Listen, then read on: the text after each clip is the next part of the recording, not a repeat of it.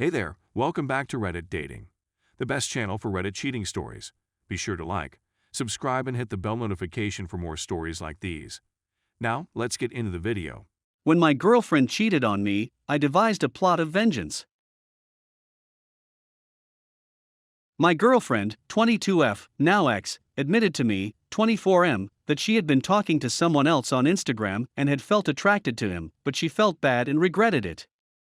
Why? You're probably scratching your head, wondering what occurred.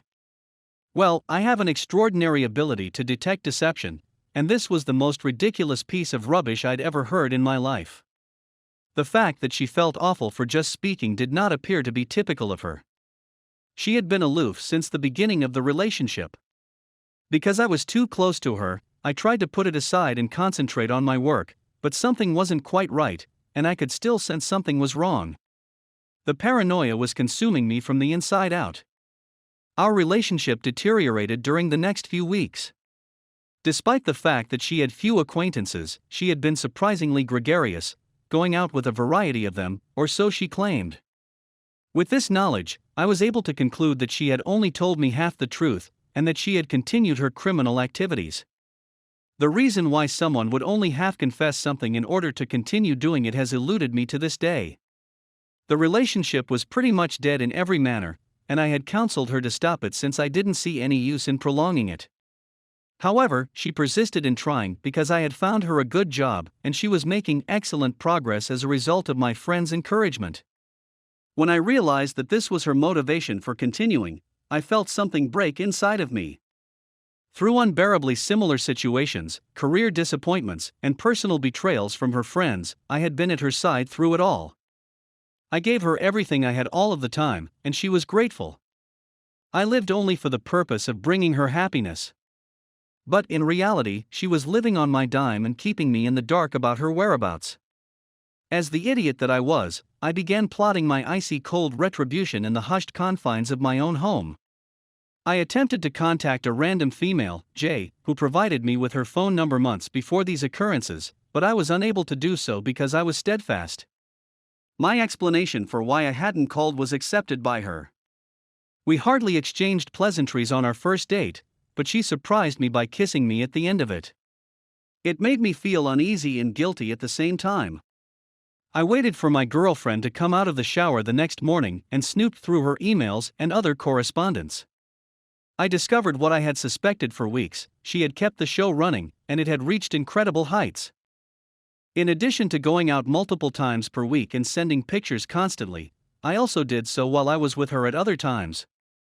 When we first met, I spent hours copying and pasting related messages she had sent to me.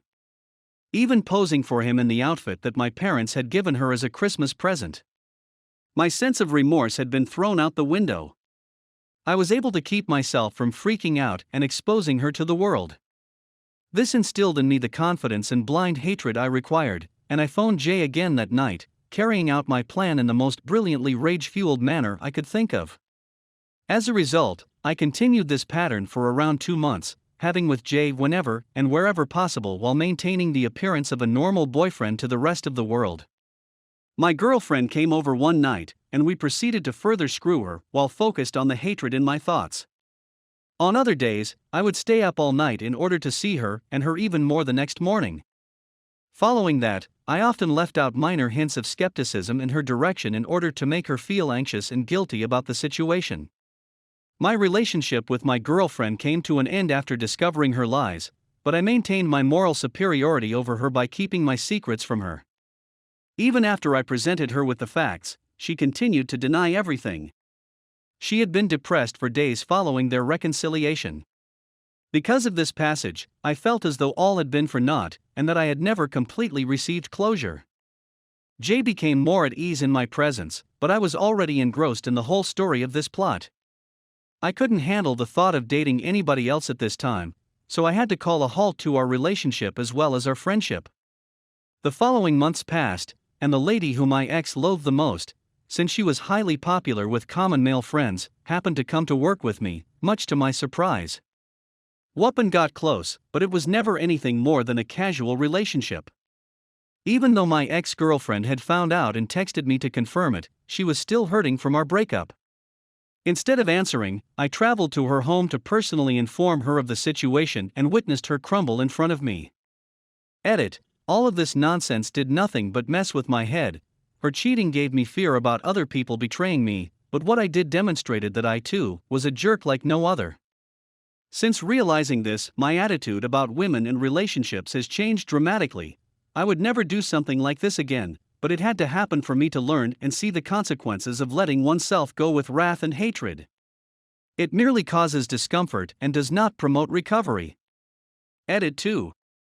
For those who feel sorry for Jay, I only chose her as my accomplice since she was in a relationship at the time she gave me her phone number and thus was attempting to cheat. In essence, I thought I was doing justice in more than one name. Nonetheless, I feel awful for her. She didn't deserve to be caught in my garbage and abused in this manner. She was the only one with the foresight to remain a ghost indefinitely. I embrace your contempt with open arms. My mother cheated on my father. My mother was just discovered to have cheated on my father with her current spouse.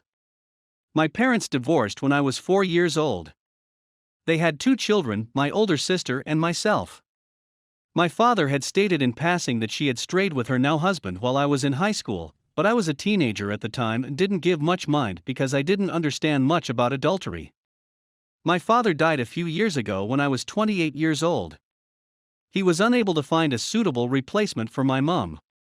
In actuality, despite the fact that my father owned his own business and adored my sister and me, he looked to be in a state of bewilderment.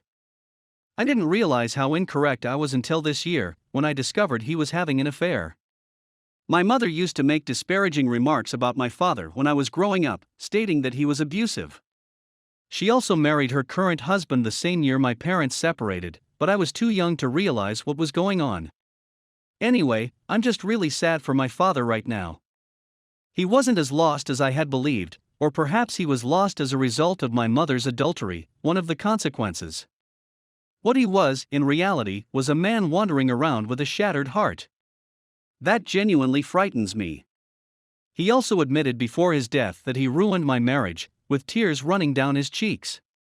I should have recognized what was happening sooner, but I didn't. The source of all the slander was my mother, not him. In truth, he addressed her as your mother, but she only acknowledged him by his first name, and she addressed her now husband as your father while addressing my sister and me.